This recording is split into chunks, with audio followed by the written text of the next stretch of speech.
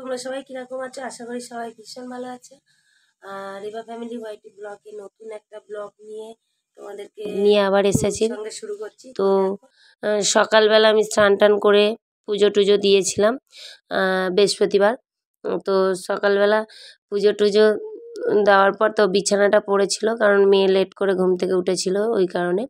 তারপর বিছানা এলোমেলো হয়ে পড়েছিল, বিছানাটা তুলে নিয়ে এলাম। বিছানা তোলার পর মেয়েকে ব্রাশ করতে দিয়েছিলাম, ও ব্রাশ করছিল।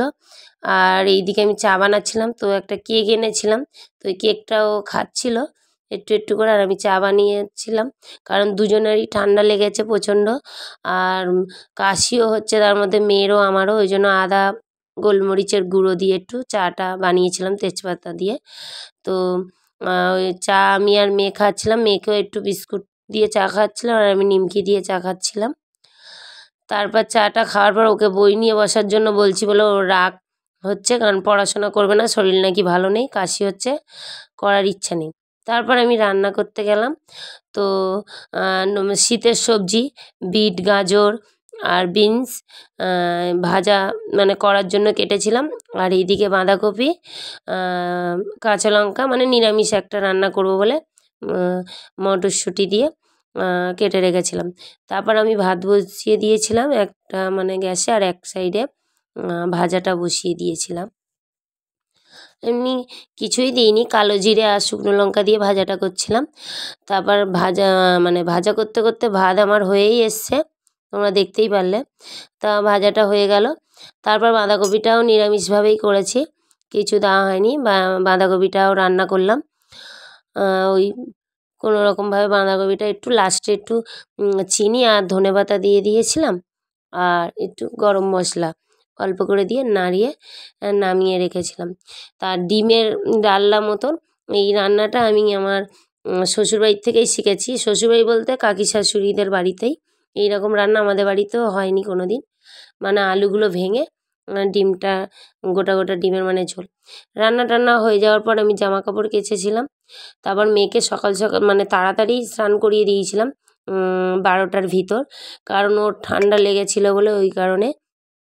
তো মেয়েকে স্নান টান করানোর পর জামা পরাচ্ছিলাম আমি, আর চুলটাকে আঁচড়ে দিচ্ছিলাম।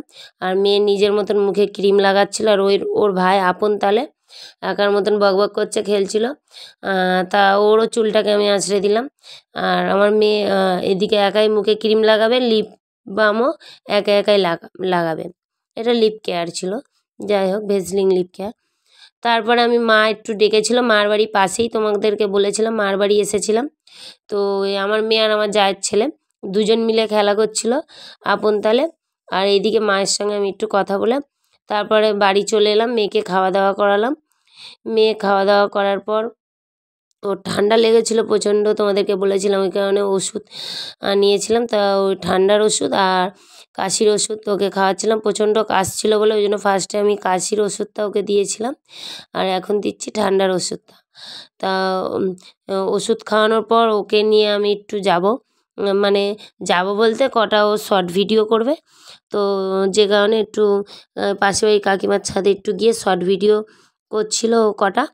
শর্ট ভিডিও হওয়ার পর বাড়িতে এসেছিলাম, কারণ ওকে ওই আপেল খেতে দিয়েছিল ওই কাকিমাটা, আর বা ঘরের মধ্যে বেদানা ছিল ওইটাও দিয়েছিলাম। তো দুটোই ও খাবে না, দুটোই নষ্ট করে ফেলে রেখে দেবে। তারপর ওকে ঘুম পাড়িয়েছিলাম, ওইগুলো সব তোমাদেরকে আর দেখালাম না। ঘুম থেকে তুলেছিলাম সন্ধেবেলা, সকালে যেহেতু বই নিয়ে বসিনি বলে ওই জন্য সন্ধেবেলা ওকে বই নিয়ে বসিয়েছিলাম। এইদিকে পড়াশোনা করছিল, কারণ ও তো স্কুলে এবছর ফার্স্ট মানে ভর্তি হলো ইয়েতে নার্সারিতে, যাই হোক লোয়ার নার্সারিতে। তো পড়াশোনার তো একটু চাপ বাড়বে, তো এদিকে পড়াশোনা বসিয়েছিলাম লিখতে। তারপর এইদিকে আমি দুধ গরম করেছিলাম ওকে হরলিক্স দেওয়ার জন্য সন্ধেবেলা। তো ও তো সকালে হরলিক্স কোনো মতেই খায় না, ওই কারণে সন্ধেবেলাটাই আমি হরলিক্স ওকে দিই, যাই হোক দুধ দিয়ে। তো হরলিক্স বানিয়ে দিয়েছিলাম মানে দিচ্ছিলাম ওকে, আর মেয়ে আমার হরলিক্স খাচ্ছিল। আজকের ব্লগটা এইটুকুনি, এখানেই মানে শেষ করব। ভালো লাগলে লাইক করো, কমেন্ট করো, আর সাবস্ক্রাইব করো।